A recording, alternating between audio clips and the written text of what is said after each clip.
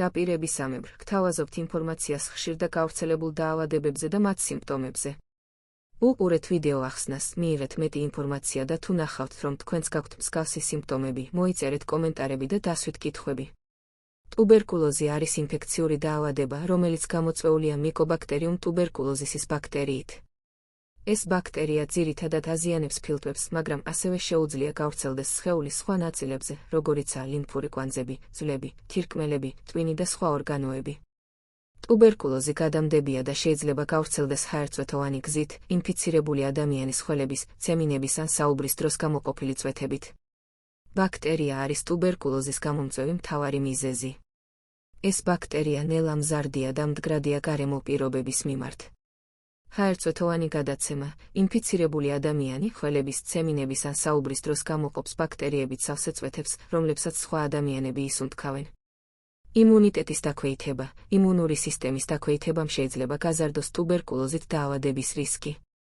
რისკის ქვეშ არიან აივ ინფიცირებული ადამიანები, ასევე სხვადასხვა ქრონიკული დაავადებების მქონე პირები, როგორიცაა დიაბეტი, თირკმლის ქრონიკული დაავადება და სხვა. სოციალური და ეკონომიკური ფაქტორები, ცუდი საცხოვრებელი პირობები, სიღარიბე, არაჯანსაღი კვება და ალკოჰოლის ჭარბი მოხმარება ზრდის ტუბერკულოზით დაავადების რისკს. კონტაქტი ინფიცირებულთან, ტუბერკულოზით დაავადებულ ადამიანებთან ხშირი კონტაქტი ასევე ზრდის დაავადების რისკს. ტუბერკულოზის სიმპტომები შეიძლება განსხვავდებოდეს დაავადების ფორმისა და დაზიანებული ორგანოების მიხედვით. ყველაზე გავრცელებული სიმპტომებია: ფილტვის ტუბერკულოზი.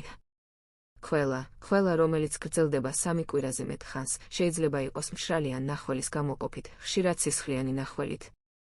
ცხელება, დაბალი ტემპერატურა, განსაკუთრებით საღამოს საათებში. ღამის ოფლიანობა, ჭარბი ოფლიანობა, განსაკუთრებით ღამით. გულმკერდის ტკივილი გულმკერდის არეში. დაღლილობა და სისუსტე, ზოგადი სისუსტე და დაღლილობის შეგრძნება. წონის დაკლება, უმიზეზო წონის კლება. მადის დაკარგვა, მადის დაქვეითება. ექსტრაფილტვის ტუბერკულოზი.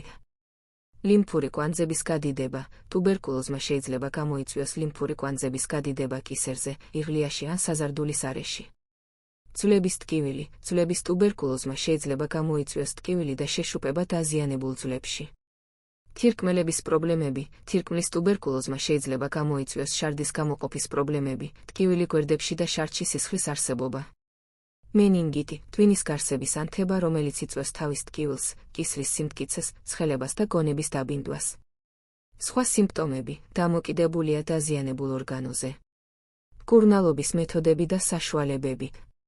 ტუბერკულოზის მკურნალობა მოიცავს ანტიბიოტიკების კომბინაციას, რომელსაც ეწოდება ანტიტუბერკულოზური თერაპია.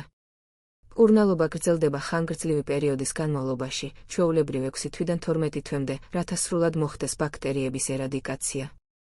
სამკურნალო მედიკამენტების და საშუალებების ჩამონათვალი. პირველი რიგის ანტიტუბერკულოზური მედიკამენტები. იზონიაზიდი, ერთ-ერთი ყველაზე ეფექტური პრეპარატი, გამოიყენება ტუბერკულოზის ყველა ფორმის სამკურნალოდ. რიფამპიცინი, ასევე ეფექტურია ტუბერკულოზის ბაქტერიის წინააღმდეგ.